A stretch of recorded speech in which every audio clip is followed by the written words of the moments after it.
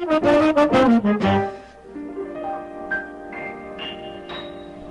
McGear, what do you think? You've heard all the clues. Is your brother Paul McCartney alive? Well, can I just say that firstly, I don't want to really rip you to shreds, because that would be stupid, because, there's nothing to rip to shreds. First, I found it very embarrassing that you were just saying now.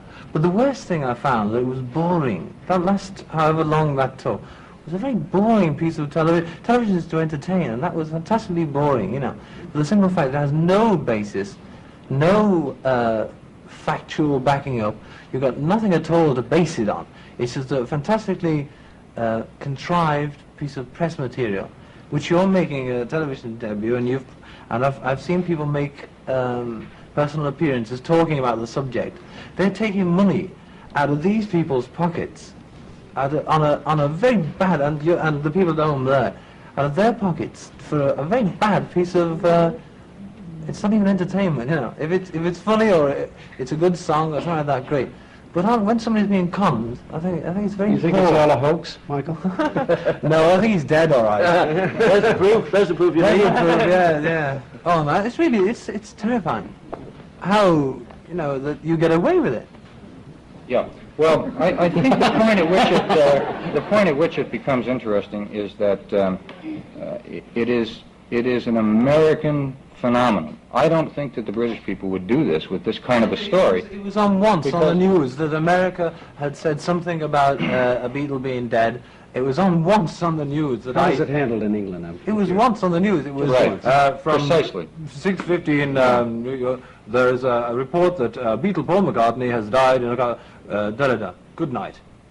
Right? Need I go on? That's correct. I mean, I think it's absurd to assume that Paul is dead. The thing that interests me about it is the fact that the Beatles undoubtedly have been the prime movers of this decade. They're the most influential people in the world, I think, in the 60s, and the way that America has responded to this absurd rumor of Paul McCartney's death. But don't you see you're assisting that rumor, and you're advancing but it see, for your own I good. didn't make it up. I'm not advancing No, it but for Mike. even in not making it up, you're still perpetrating the whole thing, still keeping it going. It's a hoax, it's a con, which you are on this television set taking valuable entertaining time out of when Mike could be telling a couple of jokes or Douglas could be Singing You remember songs.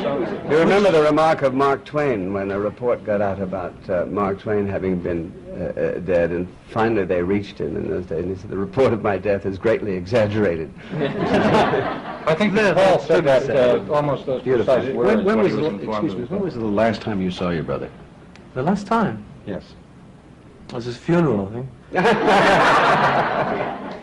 Well, really, when was the last time? I don't know.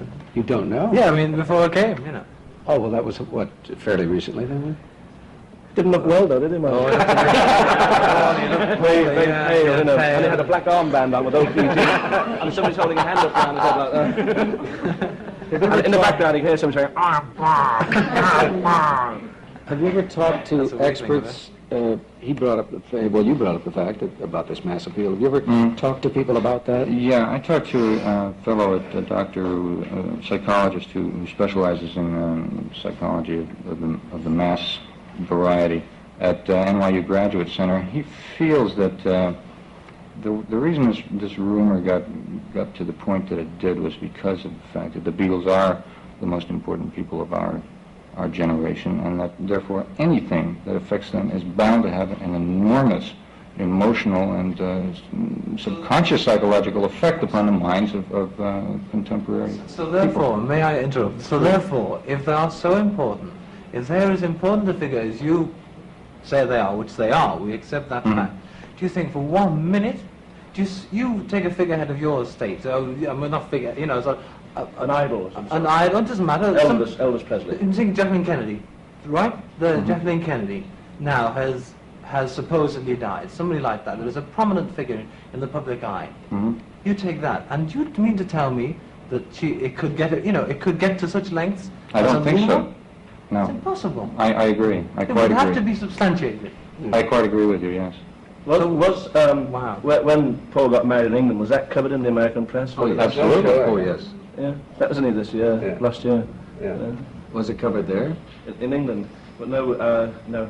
He didn't get married, you see. Anyway, it just went through the motions, you see, because it's, just a dummy standing there, People take an invite. Linda's married to a dummy, and she's very happy married. A lovely little Dummy baby. It appears in the pictures in Life magazine that he's very, very happy. Oh, beautiful. You know, has two beautiful children. Alive and kicking. Yeah, that's wonderful. Well, isn't there an easy way to put an end to rumors? Well, the gentleman that I talked to at NYU, the mass psychologist, feels that the thing is going to die very rapidly after we come to a major point of rebirth or resurrection, such as Christmas or Easter. And he feels that the thing it's gotten such a messianic sort of quality about it now that the only way it's going to die is when we go through a You mean even after the According to life Michael, it magazine? died here today, didn't it, Michael? Yeah. Well, if you listen to me and the people at home will listen to me, I hope to goodness it does. I think it's a load of rubbish, and that was it. That's it. What about the Life magazine picture of them? Yes. It was taken a couple of weeks ago. Yeah. Didn't that put an end to it? Well, I have no quarrel with the fact that he's alive. I definitely think that he No, is. but I mean among I those think who there are- are clues in here that prove that he's definitely alive. A Other people insist that it's a great put on. I don't personally. I think maybe there was some kind of maybe a physical occurrence around the time of the Sgt. Pepper album, or maybe it was just a spiritual reawakening that caused them to change their style and ways, and the cute mop tops are gone now, and they're really serious and influential. Well, I want to thank you, Christopher Glen, very much for being with us. We'll be right back.